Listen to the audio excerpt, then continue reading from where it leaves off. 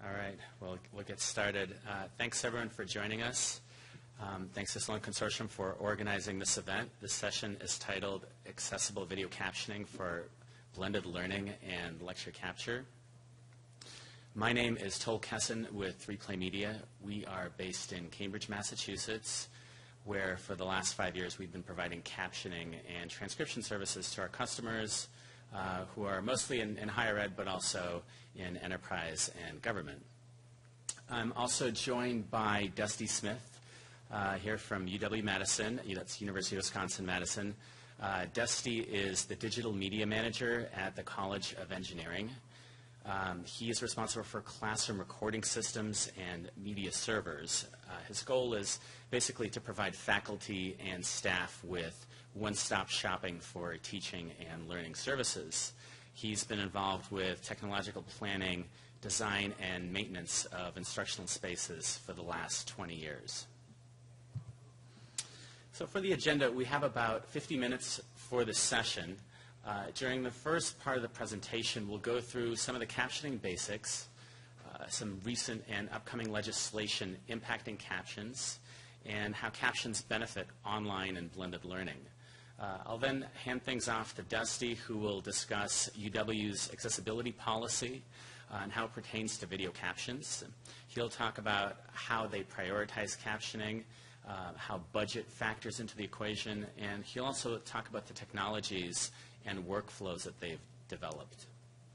We'll leave the remaining time for Q&A and a general discussion.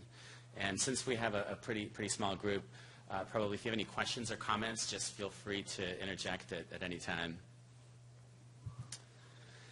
So I wanted to start off a little bit with some recent accessibility data from the 2010 World Health Organization report and also the U.S. Census report.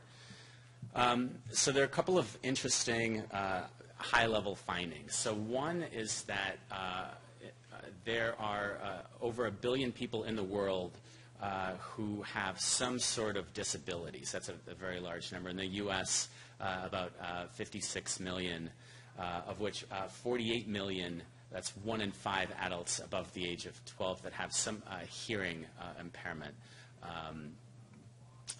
But the other interesting finding from these reports is that the number of people who associate themselves as being disabled, that number is really skyrocketing, and it's increasing disproportionately with population growth. You might ask, why is that happening? And there are a number of reasons, but the main ones really have to do with medical and technological advancements. So, for example, premature babies are much more likely to survive these days, which is great, but as a result, they might have some disability.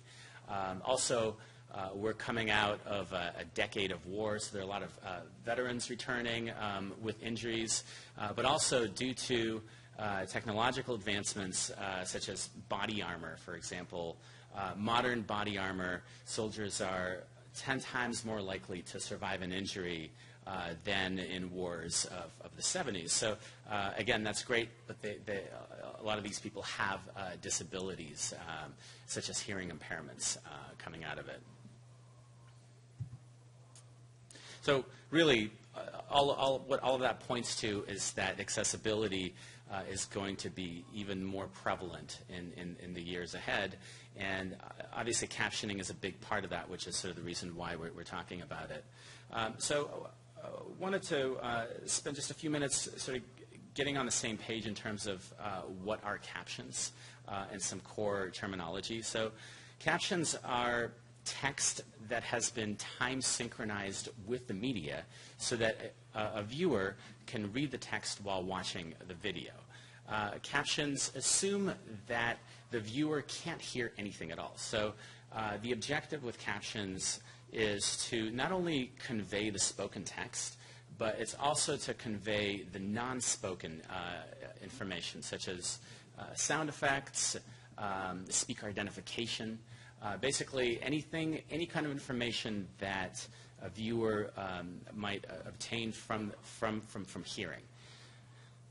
So captions originated in the early 1980s as a result of an FCC mandate for broadcast television.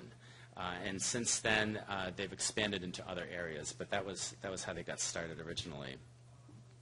So some basic terminology. So captioning versus transcription. So the difference here is that a transcript is just the text, the spoken text, without any time information. So you could take a transcript and print it out on a piece of paper. Captions, on the other hand, have embedded time information because the transcript needs to be synchronized with the video. And usually what happens is you take a transcript and you chunk it up into what we call caption frames. And caption frames are displayed for a certain period of time while the person is talking through that in the video. From an accessibility point of view, captions are required anytime you have a video with moving images. For an audio or podcast, a transcript is really sufficient because synchronization is not really important in that case. You could just read a transcript. And I should also point out that when we say a moving video, it doesn't necessarily have to be a movie. It can be a PowerPoint presentation, for example, with an audio track. Anytime the viewer needs to read that content at the same time as the video is playing, that's when captions are required. So captions versus subtitles. Although these terms are sometimes used interchangeably, especially in other countries, in the US at least, there's a pretty significant difference. Captions assume that the viewer can't hear the content. So that's why captions have the non-speech elements such as sound effects and speaker IDs. Subtitles, on the other hand, assume that the viewer can hear everything but can't understand the language. So usually subtitles are associated with translation to non-English. So closed versus open captions. So what this is, open captions are burned into the video, and they're on all the time. And closed captions, is usually a sidecar file that lays over the video, and it can be toggled on or off by the user. And so, especially with the proliferation of web video, everybody's really moving towards closed captioning. There are a number of reasons. The workflow is easier. It doesn't obstruct critical content on the screen. It can be turned off. But there's still quite a bit of open captioning out there. It's sort of dying down, though. Post-production versus real-time relates to really when was the captioning process done. So post-production means that the event already happened, and the process of captioning is done after the fact. Whereas real-time captioning involves basically engaging a live stenographer to type as the event is happening in real time. So the two different processes each has their own advantages and disadvantages. So how are captions used? So as I mentioned before, captions originated in about 30 years ago, specifically for broadcast television. But now, with the proliferation of online video pretty much everywhere, especially in education, the need for web captions has expanded greatly. And as a result, captions are being applied across many different types of devices and media, especially as people become more aware of the benefits and as accessibility laws become more stringent. So talk a little bit about the recent developments with accessibility laws and just in general what people are looking towards. So sections 508 and 504 are both part of the Rehabilitation Act of 1973. And basically the Rehabilitation Act requires equal access to any kind of content that's by a federal government agency or any other program that's subsidized by the federal agency. Section 508 is a very broad law that applies specifically to electronic communications and information IT. and requires equal access. And Section 504 basically has the same result, but it has a bit of a different tack to it. It's sort of an anti-discrimination law. It basically says that if you have a disability, you're entitled to the same sort of access as someone who isn't. But again, those two laws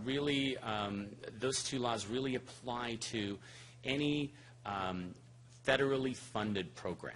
Essentially, a lot of public and state universities are subject to that as well because, for example, they have Pell Grants, which are federal for this federal subsidy. Should also point out that many states in this country have enacted similar legislation that kind of mirrors Section 508 and 504. So the next one is the ADA, Americans with Disabilities Act. Was originally enacted in 1990. There was an amendment in 2008, and which actually expanded the definition of what it means to be disabled. And so the ADA is actually a very broad law. When it was originally enacted, it really didn't have anything to do with electronic communications, but since then it has been interpreted that way through a lot of case law. Title II, which is for public entities, and Title III, which is for commercial entities, those are the two sections of the ADA that are pertinent specifically to captioning.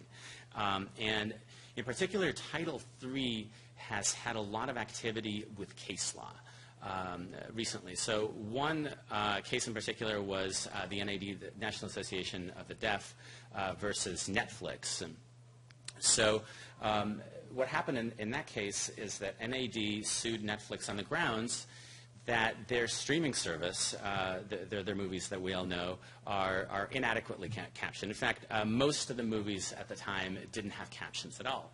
And the basis for the lawsuit was that, well, actually, I should back up. With the ADA Title III, in order to qualify, in order to be subject to that law, as a commercial entity, you have to be deemed what a place of public accommodation. And so the NAD said that Netflix was essentially a place of public accommodation. And Netflix said, well, we really aren't. We're just sort of a commercial entity, and we're providing a streaming service to people that want to buy into it, and we're not. And so the case went on for a while, and in the end, Netflix conceded. And the judge, in fact, ruled that Netflix did qualify as a place of public accommodation. So that has some pretty profound implications that, if you extrapolate out, really impact a lot of different areas. And I think that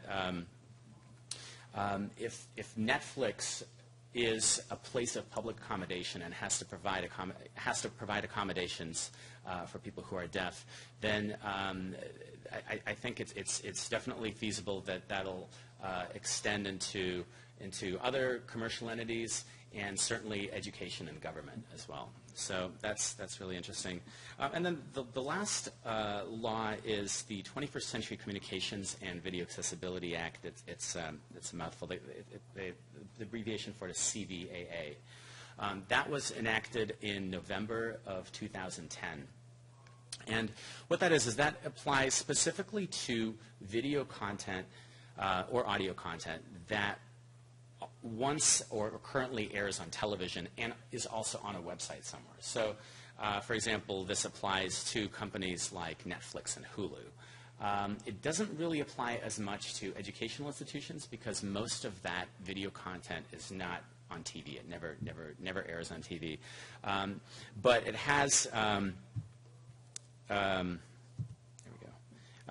There have been several milestones which were put in place with the CVA. A couple of them have already gone live. So currently, the law is that any content that aired on TV and is now on a website unedited, it has to have captions, 100%. It also applies to live and near-live programming like sports and news shows. But the big one is coming up in the end of September this year. So With the previous phases, a lot of broadcasters were sort of getting out of it because they were saying, yes, this content aired on TV and now it's on a website, but it was edited. So either it was cut into clips or commercials were inserted or taken out. And so previously that was their out. But comes end of September of this year, it makes no difference. Any content that aired on TV, no matter what you do with it, you cut it up, you put in commercials, anything you do to it, you still have to have captions. So a lot of companies, a lot of video publishers and broadcasters are scrambling right now, and they have been for the last several months, in order to get 100% of their content captioned. It's a really sort of a big thing. All right, so a little bit about, before I hand things off to Dusty, a little bit about the value propositions and benefits of captions. So in higher ed, sort of the biggest motivation for captioning is obviously accessibility laws, or multimedia departments are driven by the accessibility policy that was put in place. And that's fantastic. I think that's great. But the thing that's really interesting for me is that we have many customers that caption their content for a reason other than accessibility. Accessibility might be the second or third reason. The primary reason is one of these other things.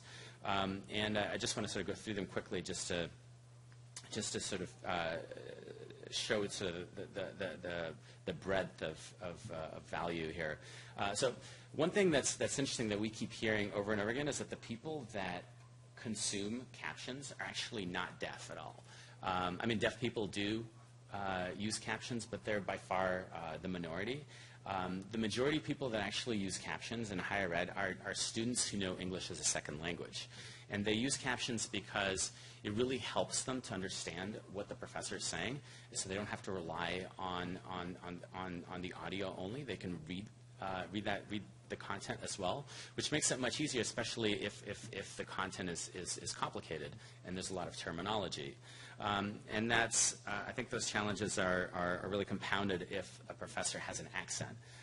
So captions are really useful for students to know English as a second language, and they use captions more than anyone else. The other benefit is that students use captions and transcripts in places where they can't access the audio. So for example, in a library, you can't turn on your speakers, or maybe at a workplace, you can't turn on the audio. So having captions enables you to watch the video, essentially. Another value that comes out of captioning and transcribing the content is search. This is a really big driver because educational institutions and companies are amassing terabytes and terabytes of video content. And the challenge is that that content is not searchable, because unless you transcribe video, it can't be found. The only thing that gets indexed is usually just the title of the video, which is just insufficient for an hour-long lecture, for example, that has 10,000 words in it. You'll never ever be able to find what was spoken in that lecture. Whereas if you transcribe that video content, all of a sudden it becomes accessible and searchable to everybody, and that's a really big advantage that sometimes people overlook. The other thing is that if that content is searchable, it also becomes reusable. For example, a professor might be looking for a video clip, and it would just be much easier to find that clip that has already been done if you can search by keyword. Also, we're finding that faculty are reusing their transcripts to create alternate types of content. So, for example, you have a lecture that's an hour long, and that's about 10,000 words. And if you take an entire semester of lectures and you take all those transcripts, professors are starting to use those as a basis for writing a textbook or writing papers or journals. It's a lot of content which can be repurposed into other formats. All right, so those are really the main things that apply to education. Navigation is sort of another thing that really helps the ability to sort of navigate through the video using the text.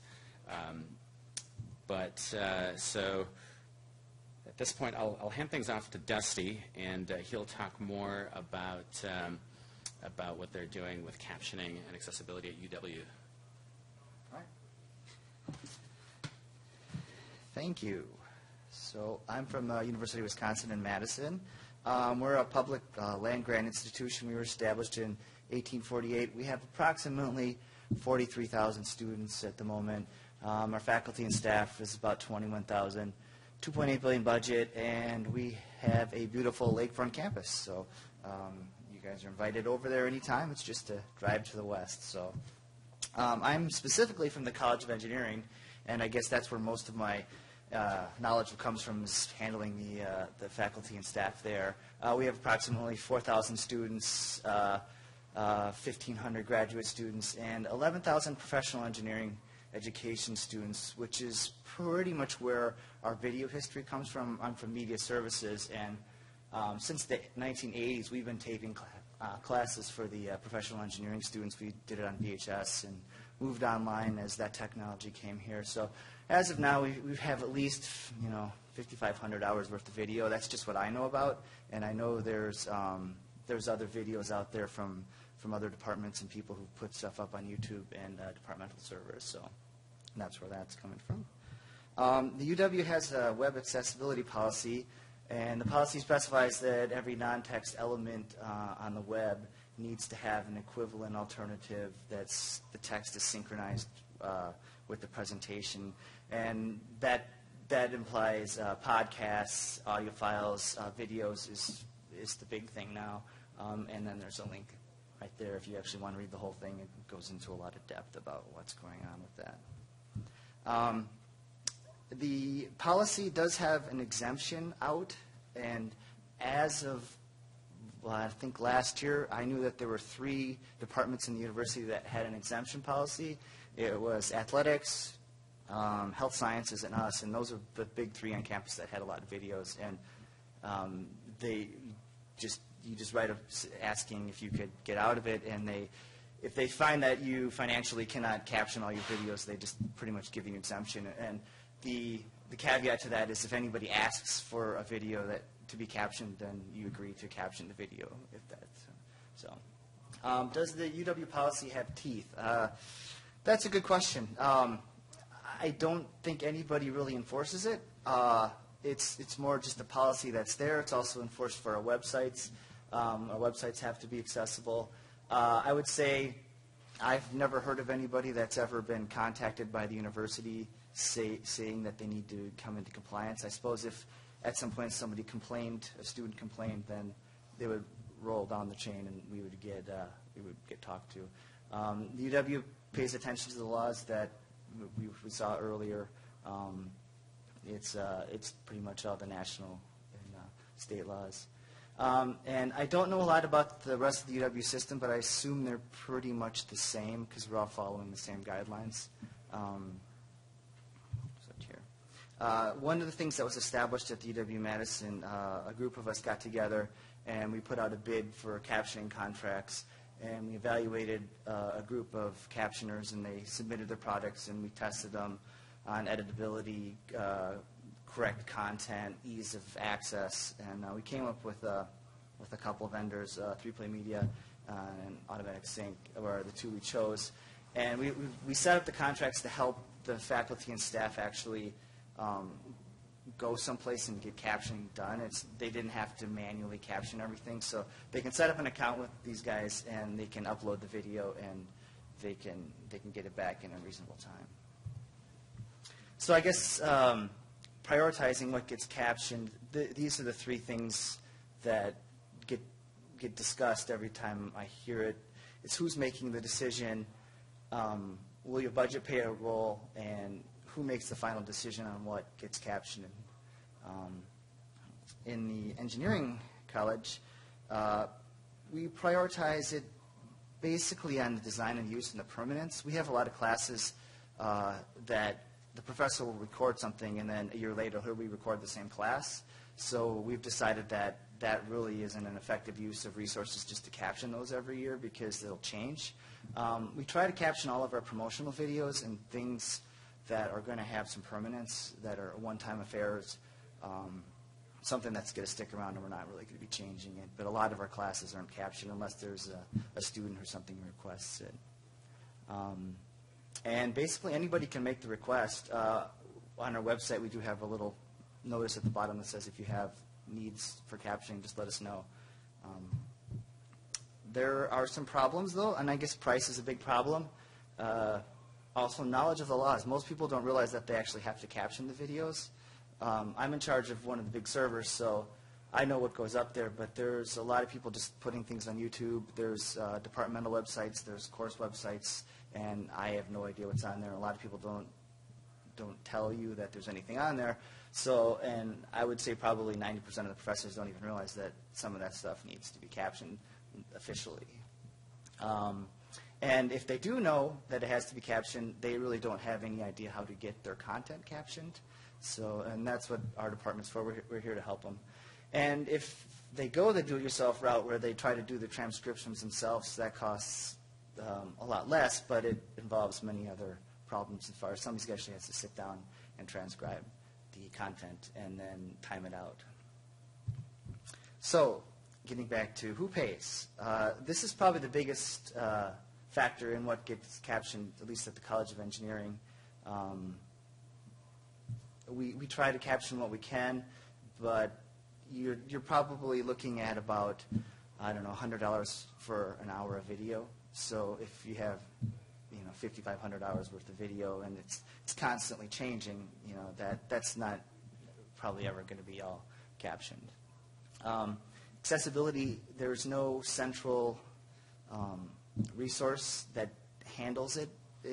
Every department is in charge of their own budget and their own accessibility.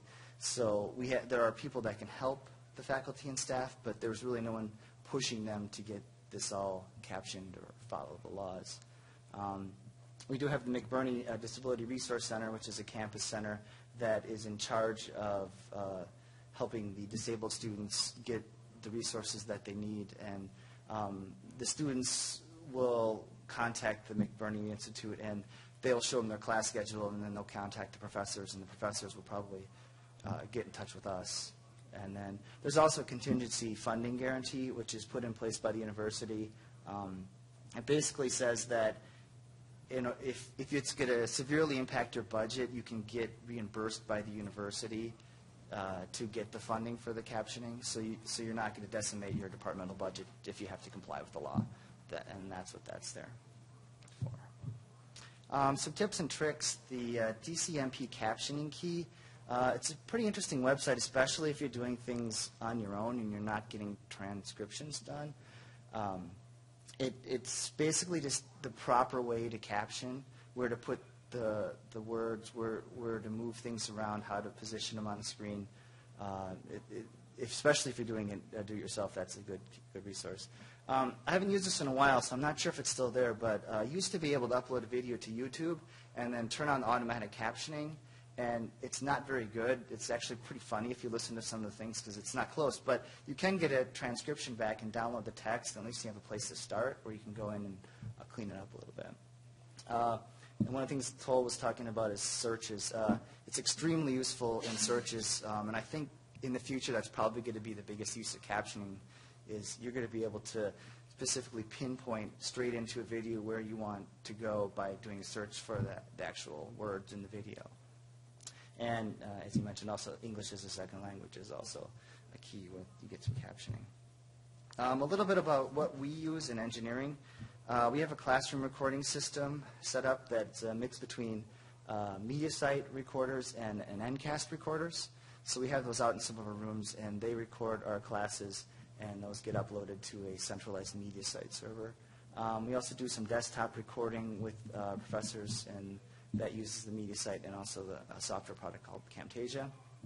And there's a lot of stuff that's put up to YouTube on individual channels, but the way that works is everybody sort of has access to that on their own, and there's no centralized system. We do have a college web page, but it has to get funneled through a different department. And then we use the captioning providers 3Play and AST. And the MediaSite is actually an interesting system because they have automated the workflow for captioning. So you by presentation or through a whole folder, you can actually set it up where anything that goes into a folder after if it's recorded and uploaded to the server will automatically get sent out to one of the captioning providers, and they provide a transcription and captions and send it back, and then it's just placed into the file, and you really don't have to do any work. And that's made things a lot easier. So then it's just a matter of basically paying for the transcriptions because everything's automated and it's just up and back down in a couple days. So, and then these are some of the file types that that the media site supports. There's a whole slew of different file types for the captioning, and they're all pretty much the same. They're just the code's just a little bit different on them. So, and I just want to show you a picture here of the media site, and you can't really tell, but it's just you just go in there and you click, and you would say who your service provider was, and then you can even specify different accounts, so different departments can have the same accounts, and the funding all goes to the different departments. So it's fairly easy to get stuff to run. So, does anybody have any questions for either one of us?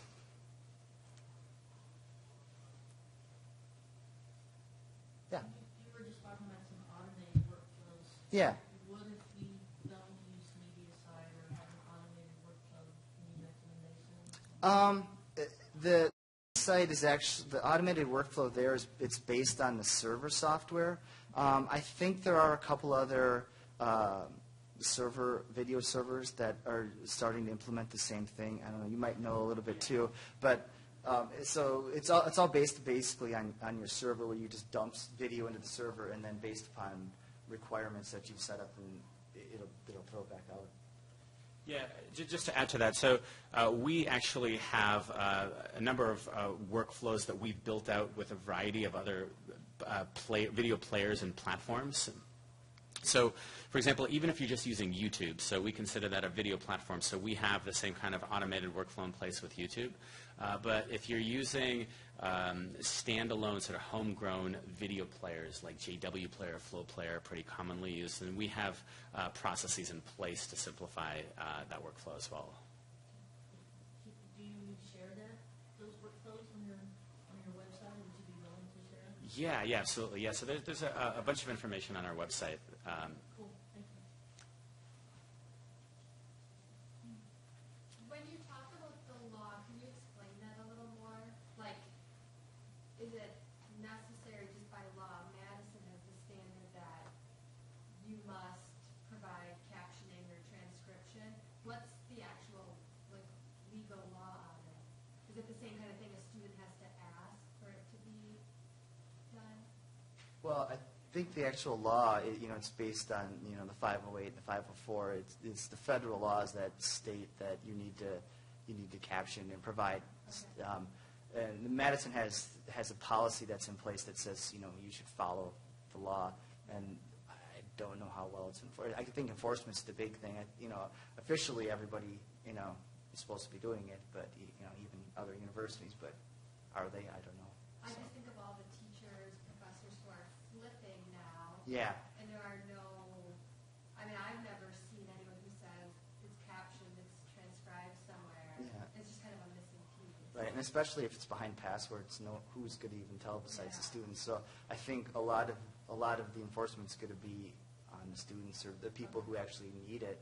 Although I think as automatic transcriptions become more common, and it's going to maybe be easier instead of having somebody actually transcribe it, just having software do it. I think it'll start appearing because searches are huge, and if you can get your transcriptions into a search engine, people are going to start wanting to do that just for that reason alone. So, but yeah, for right now, I think it's just hit or miss. Yeah, just to add to that, we work with a number of customers in education, and I think the long and short of it is that it's just sort of a very much a gray area at this point. There are very specific laws, but there are also a lot of exemptions, like for having an economic hardship. So I think a lot of sort of accessibility laws that apply to higher ed right now, they don't really have a lot of teeth, as Dusty is pointing out. But I think that is actually changing pretty quickly. I wondered if you could give an example of doing a search where there's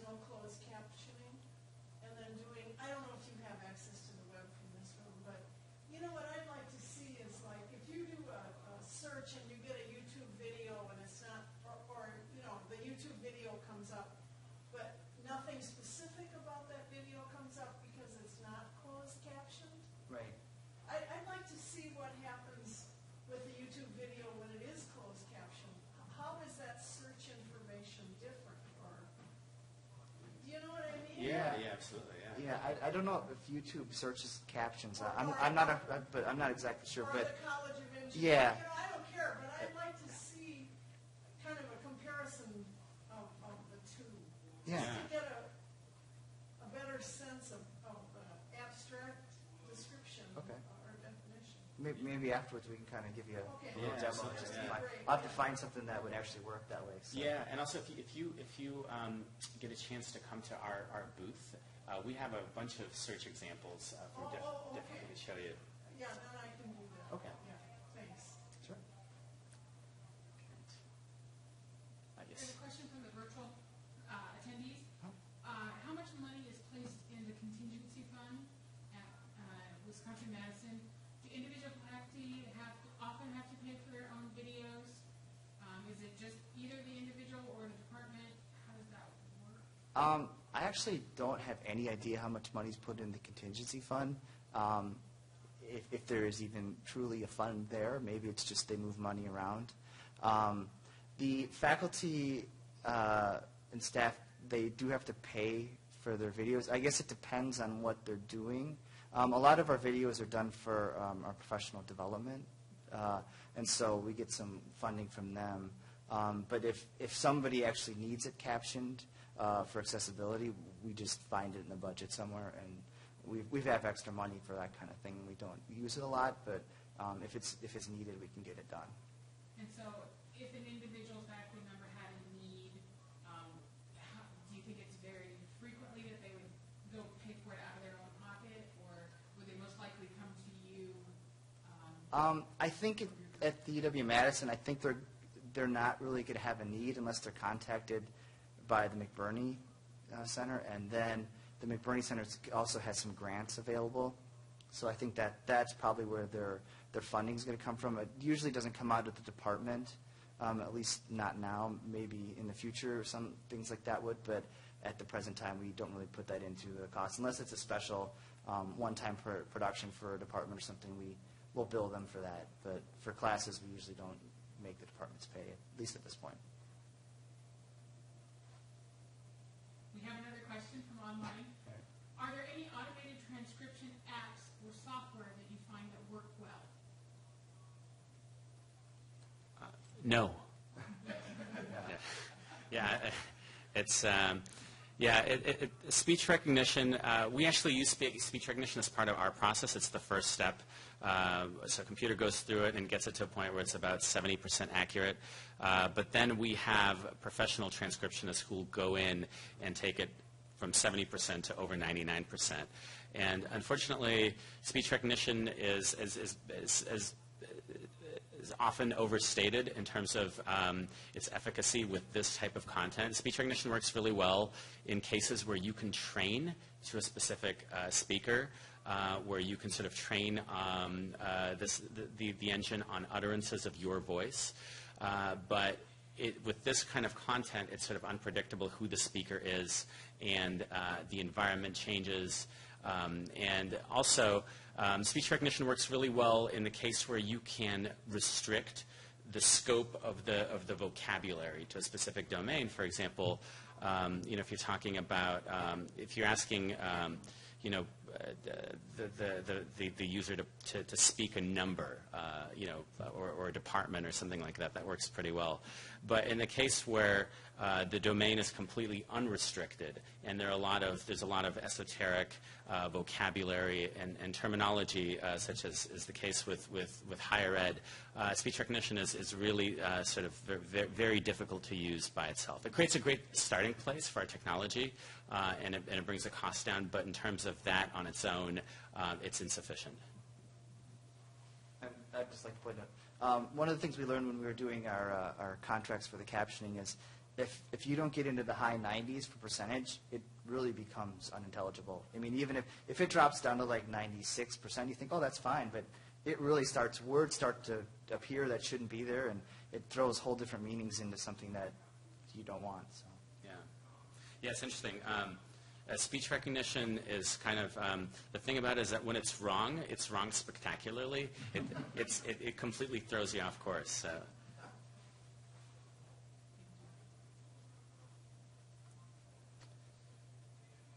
Great. So I guess we'll wrap things up. Thanks very much for taking the time.